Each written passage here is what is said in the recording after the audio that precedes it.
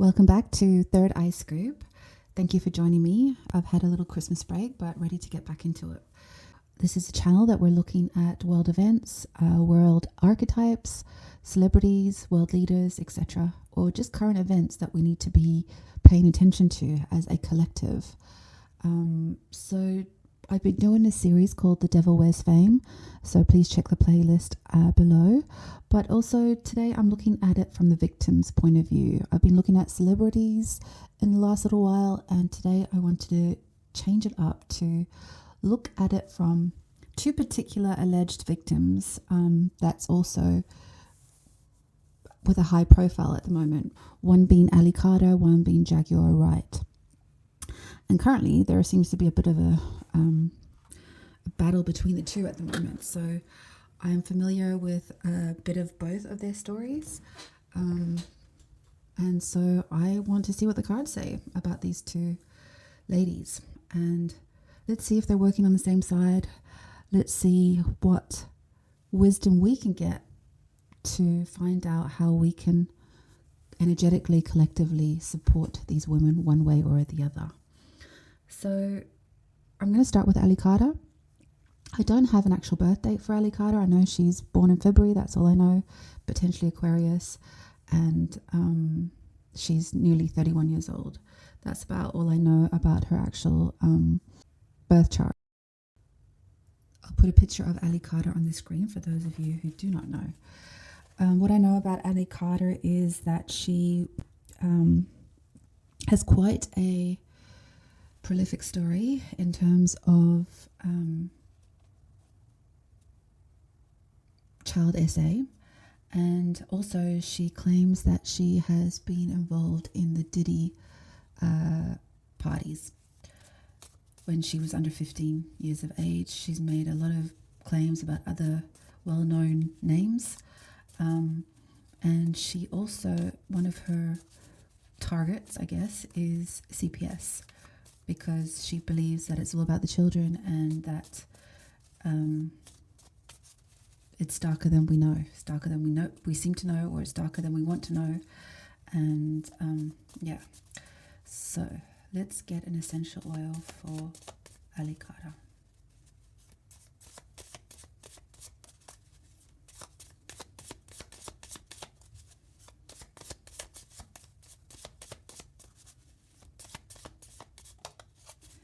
Thank you. Wild oat, crossroad in life, decision making, lack of clarity, drifting in life. When you are uncertain of correct path in life, helpful when you need to make important decisions. Oof. Well, I mean, that can mean so much, right? She is in a crossroad of her life. Her life allegedly is literally every day living between life and threats on her life.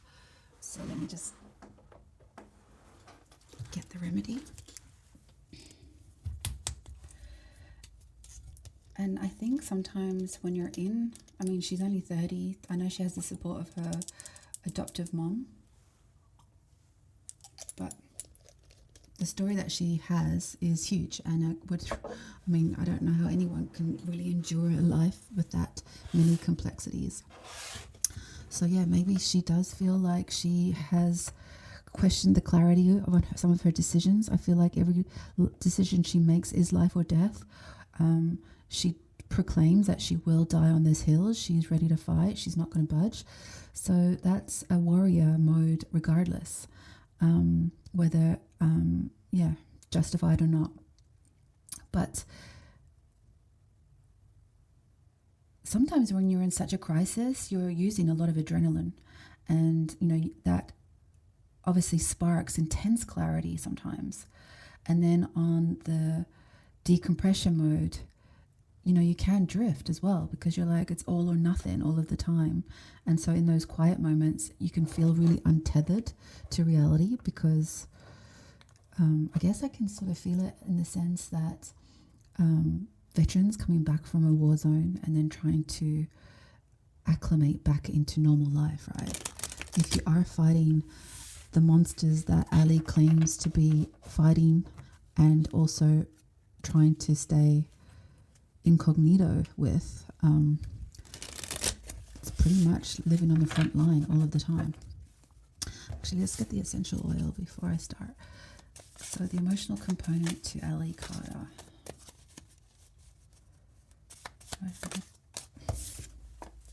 Lemon tea tree, independence. Acknowledge who you are and what you're capable of.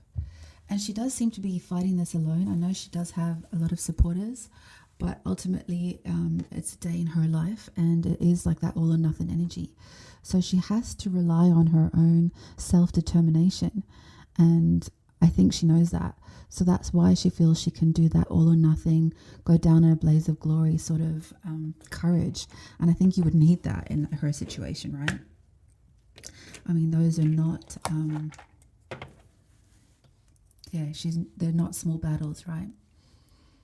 I think she's living in her car, or at least that's what it appears. I know she keeps getting followed, allegedly, and a few other threatening things. So there's a lot to her story, and I encourage you to go and do your own research and see if you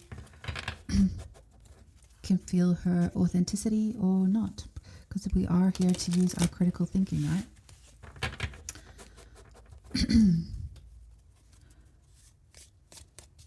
Okay, so I'm going to look at her current energy, what she came in here to do, almost like a soul contract, what kind of karma she's here to clear, and really what was her life like before this crossroad in her life, before she was victim to warrior, and what's going to be kind of an outcome, or what's the next few steps. So current energy, we have village.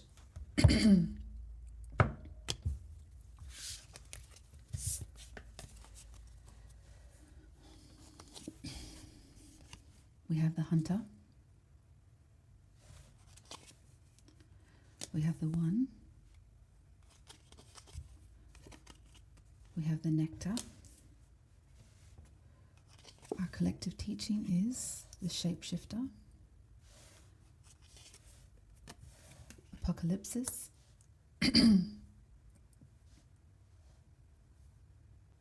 I'm just going to do one more card, the outcome.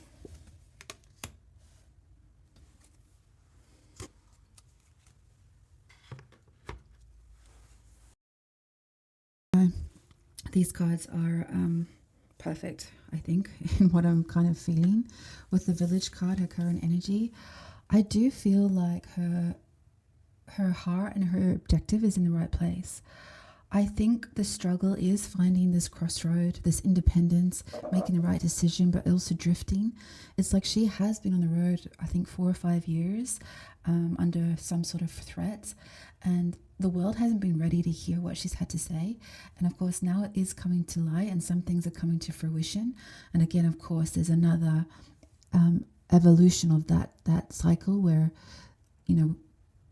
we're so bamboozled by what we know, or what we perceive to know, or what we've known up until now, that we just can't believe anything so crazy, right? I've been saying this in a lot of the readings. We have to see this truth now, and even though the awareness is coming along, there's still a sense of disbelief, and we kind of want to revert back into what we used to know, because it's a place of comfort. She hasn't had that luxury in such a long time, if ever. So she always knew that there was always going to be this mountain in front of her, but that she was going to have to build a village to support her, and also to get this thing done. And it's so strange. I'm looking at these colors behind this mountain, and currently there's fires in LA, in the Hollywood Hills, and I'm touching on that too. It's like a signal of, I think she even predicted some fires. So there's a sense of urgency to all of this. It's like we have to wake up. We can no longer allow our own shape-shifting denials, our own preconceived ideas of what reality is, when someone is prepared to die on this hill for us to see it.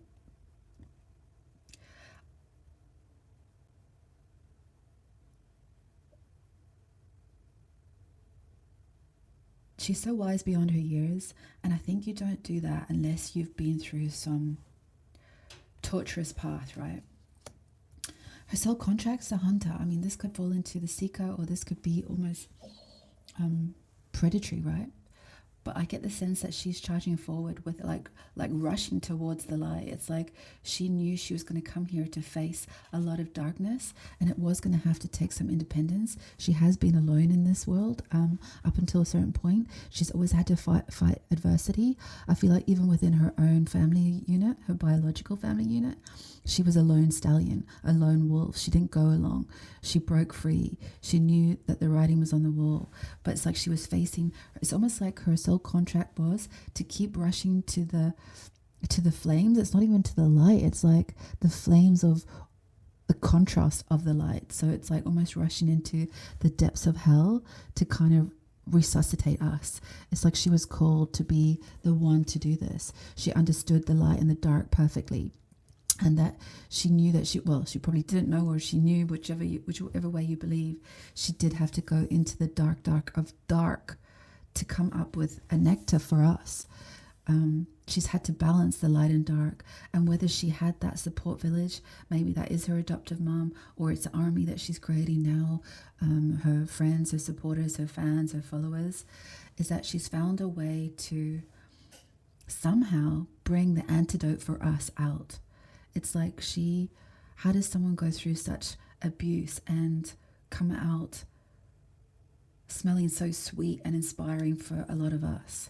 And I guess she's almost like helped the medicine go down for us, because this is such a bitter pill to swallow that this is happening around us. And so she's so much wiser and ahead of the game. She's waiting for us to catch up, but she has to face a lot of this persecution energy. It's kind of like that narcissist triangle, right? You have the victim, you have the rescuer, but then you have the persecutor. It's like you almost have to, it's like a triangulation of those three things. So even though she might be the victim and a lot of the tribe wants to run in and rescue her, there's another side to this triangle where she's having to face some of her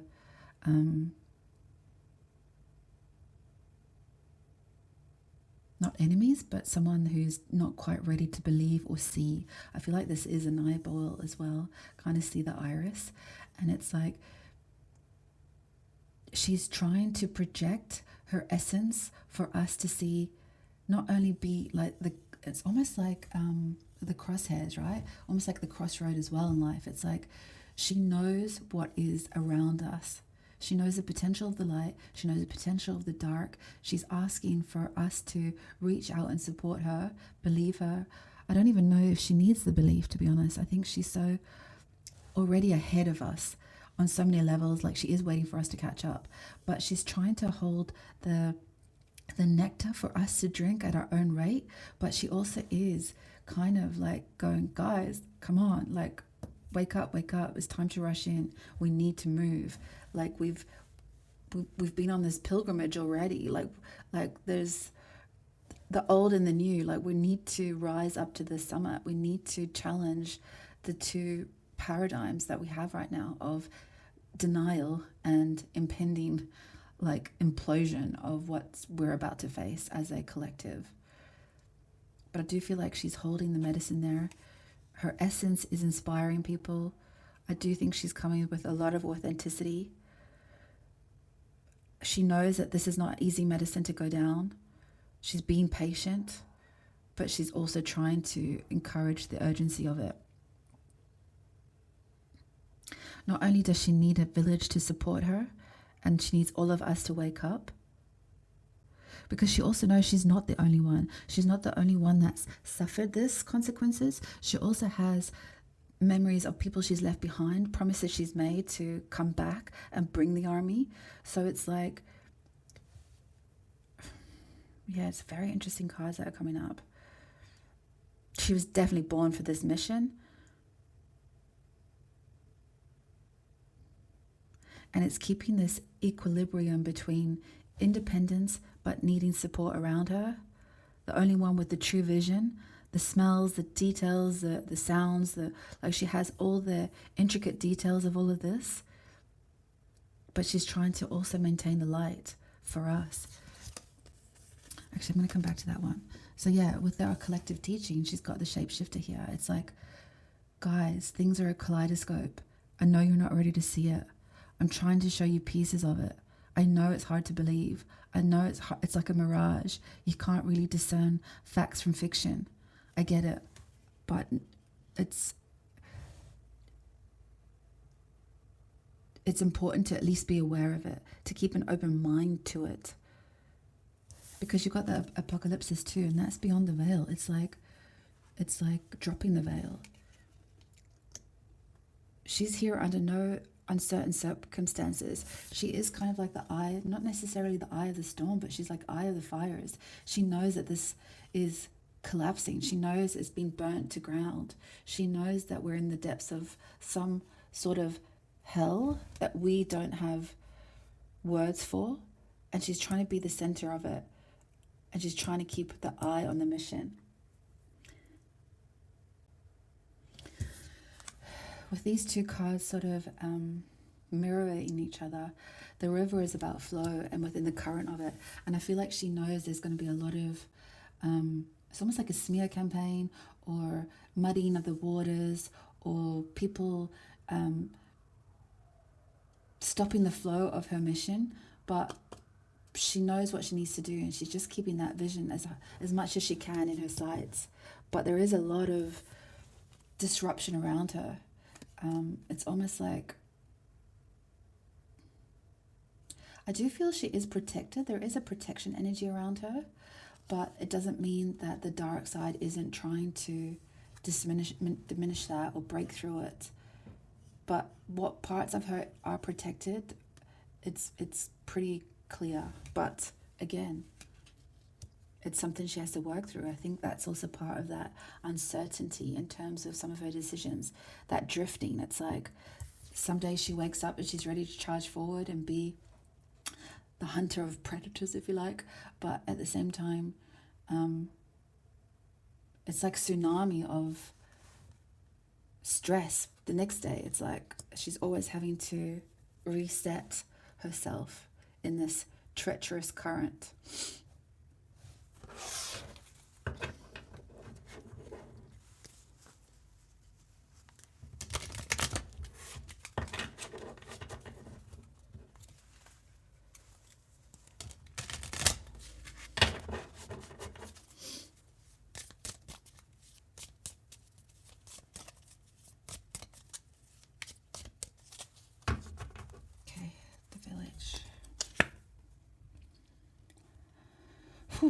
Talk about armies. It's an athlete, gladiator, martial artist. Yeah, I mean, she knows that she has to put herself on the front lines, even if it's by herself. She's signaling others to join her. She's asking, I think even, I know this weekend, which would be falling on, I think the 10th of January, trying to do an online march. So she wants to hold the line. She's inviting us to join, but she's ready to fight. She's ready to die. Like I said, she's going to die on this hill because she knows what the price and cost of it is if she doesn't. Hunter, saintly, caretaker, savior, hero. Yeah, I mean, I don't think you come into this world and start suffering abuse from, like, I think it was 3 months that she said. I mean, that's coming in fast into trauma and the dark, right? And to, like, whenever I say lessons become your blessings, however she's alchemized that, however she's pulled herself out of those depths of darkness and hell and survived every day, is like, obviously, she's obviously protected. She's obviously had a caretaker whisper in her ear. She's had I guess her guides around her. She may or may not know that. I know she is religious, so either way, this is her mission. She's here to be a hero or a savior to, I guess, the kids, if she wants to call them that. Look at that. Banishment, exiled, forced underground. Yeah, I mean, this again, the one. Independence, banished, solo, victim. Like, she talks about the tunnels. She talks about all of those things. And I feel like that also is still what's driving her, because she knows that there's others that were left behind. The nectar. Obsession. Obsessive love, jealousy, obsessive lover, other.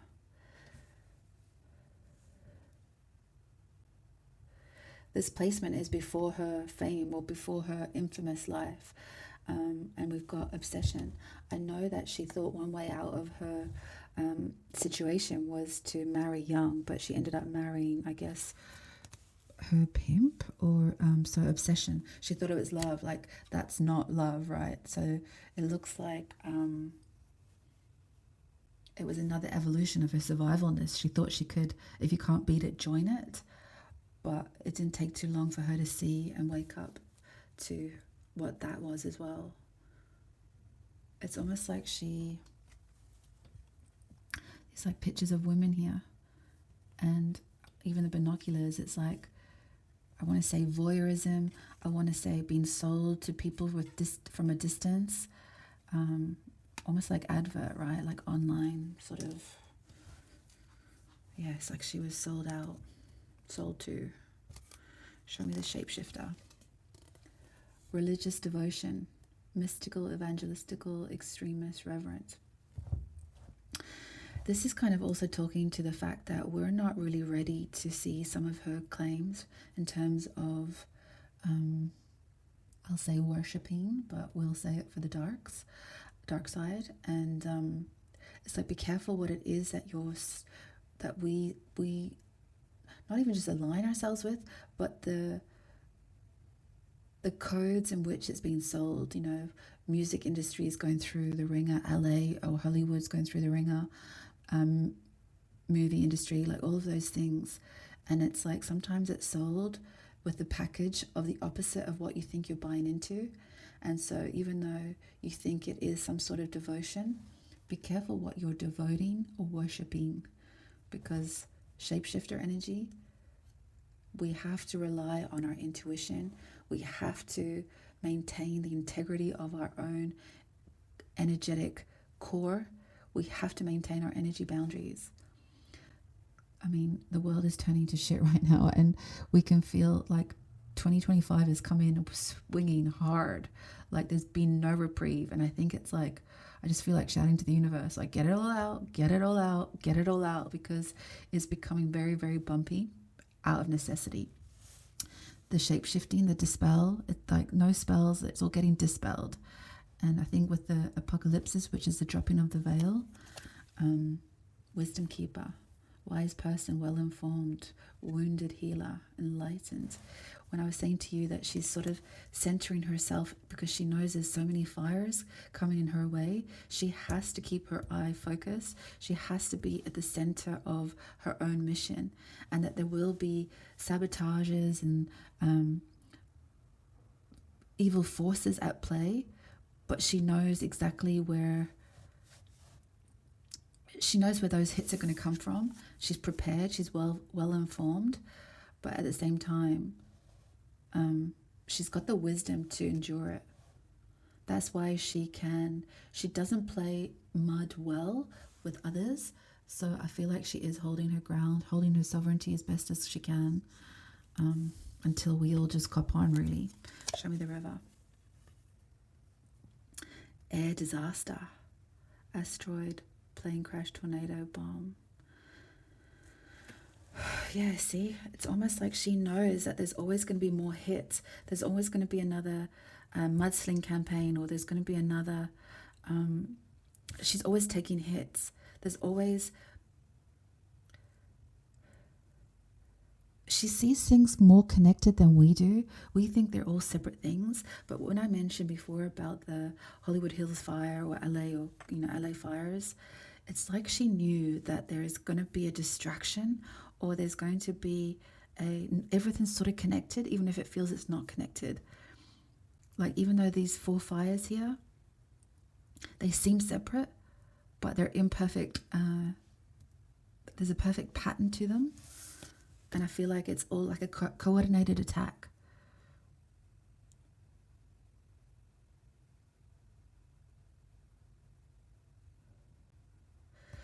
That's why she's commanding us to, bottom of the deck, childhood trauma, abandoned orphan. Yeah, I mean, that's totally Ali Carter's story, right?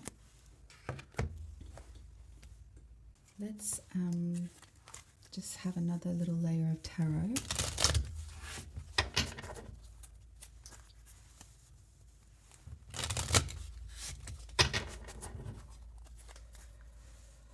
In real time, what is it that Ali Carter wants us to know the most in terms of her story?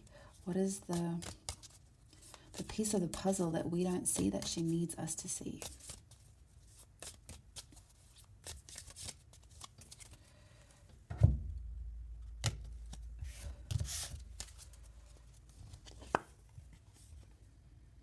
Strength.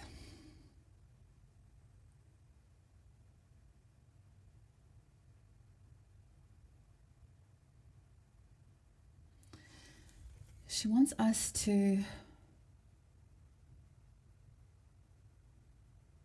take a stand. She knows that there is the wolves, the snakes, there's a lot of things out there that are challenging. But it's to not lose the sight of the beauty of the world that we could be living if we make a stand. And it does take strength. It needs to be strength. But whatever it is, it's worth fighting for. Even though there's like this little green summit here in this card. It's green, it's got flowers. Like there's a rebuild. There's like there's a start over, there's a do-over.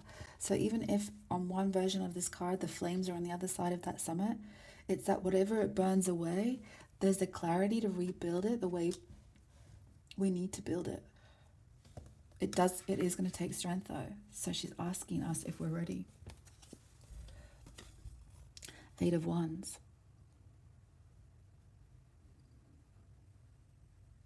Again, she's asking us to move with speed. Take a chance, take a shot, work for the light.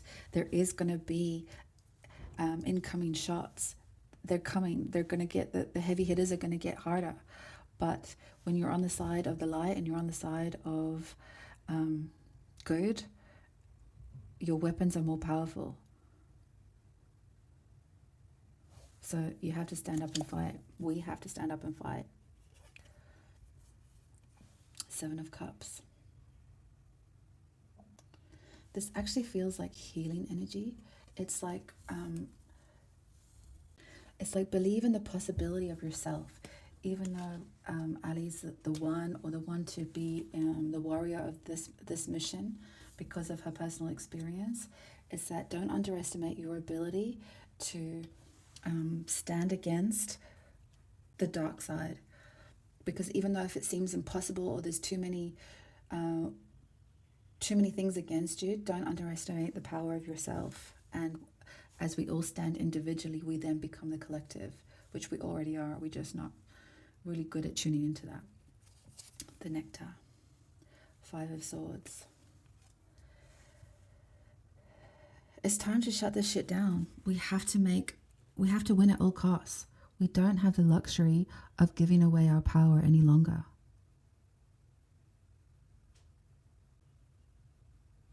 It's like somehow before, when she was younger, she somehow got trapped into this this war that was happening, or this dark, this enemy's camp, I want to say. It's like she already had she had no choice. It was kind of an entrapment anyway, but it left her with this side effect of a strategy on how to win it. Because she was imprisoned in this demonic kind of lifestyle, she was working hard at finding the strategies subconsciously on how to break through this prison. Because even though she left it physically, there was a lot of work to leave it mentally and emotionally. And now she has to get back to releasing it physically for others. It's like a 5D plan as well as a 3D plan. This card shows up all the time.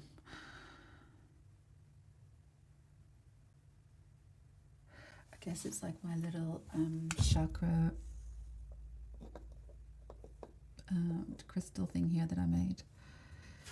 It's like we have to energetically keep ourselves protected, because it is, 5D. Like there's so many other layers to it. It's that you have to fight it on all levels: physically, mentally, emotional, spiritually, and you have to be conscious of doing it all the time. The veil is slipping. We're all going to have an exposure that we're not prepared to have, but we're going to have to know which side we're fighting. And that takes it in little decisions in your life. It's not that, Ali goes on about, marching down the streets for the kids. It's like, this happens in your neighborhood. This happens in your back garden. This happens, it's not just Hollywood. It's not just P. Diddy. It's everywhere. But it's also even more nuanced than that. Is that you have to always keep standing up for the light on every micro detail of your life. Keep your integrity intact. With your words, with your relationships, with your ideas, with your feelings. Just, I guess, always try and take higher roads. Just always challenge yourself to not play in the mud, I guess. 10 of Wands.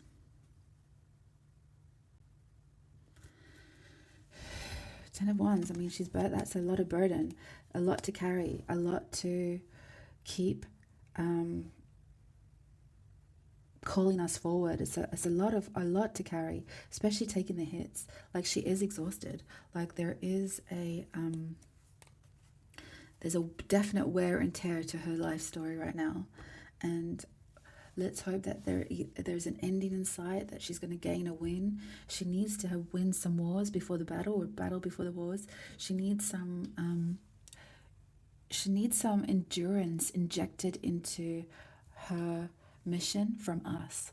It's like she just needs a little buoyancy from us. She doesn't want to feel alone anymore. She's been raising the flag. She's been sounding the alarm. She's been doing all the things and patiently waiting for the cavalry to come. Question is, are we going to meet her there?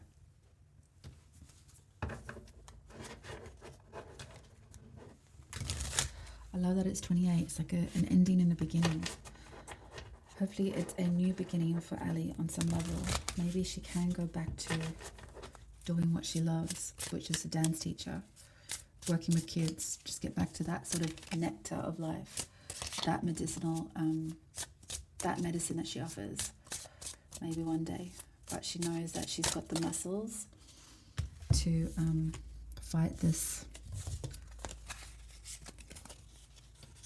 High Priestess, Queen of Pentacles, 9 of Swords, 9 of Pentacles. King of Pentacles, sorry, not 9. King of Pentacles. She's definitely got support around her. You've got the King and Queen of Pentacles, so she is either incredibly strong in a dualistic way of feminine and masculine. This could also be her mom. It could be her friends, her support. She is really pillared between very strong energies. You've got the High Priestess, which is intuition on overdrive, and even when she's not fully aware of some of this air attack or this incoming shots, it's that she does rely on her instinct and her intuition. She can't always see what's been revealed. She knows that she knows what's in play. She knows that the veil is getting dropped. But she's in a very good position to endure this anxiety, and she goes through so much with the 9 of Swords every day. She knows what's on the line, but I feel like she does have very strong foundations around her. Ace of Pentacles. Let's see if we can find one message. Talking about self-mastery, let's see what Ali wants us to know to end out this reading. I'm going to do Jaguar Right next, so look out for that video.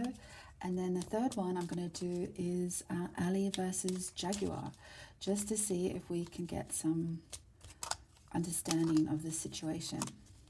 Maybe there's a blind spot that we can help illuminate in this story. Because wouldn't it be great to have two female warriors on this mission with up close and personal experience, and the warrior mode that both those feminine energies seem to work with. They are very similar in their lifestyles right now.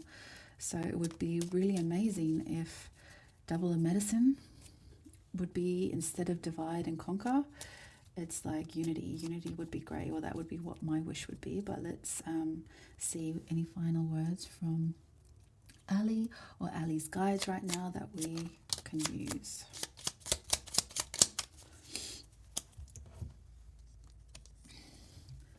Communication. Being so free from ego and preoccupation with how others might perceive me. As a master, I can say what I mean and express myself honestly and openly.